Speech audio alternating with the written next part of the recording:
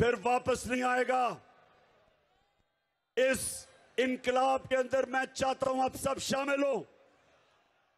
इस्लामाबाद की तरफ जब मैं इस्लामाबाद पहुंचने लगूंगा, मैं उधर से सारे पाकिस्तान को कॉल दूंगा कि पहुंचो इस्लामाबाद।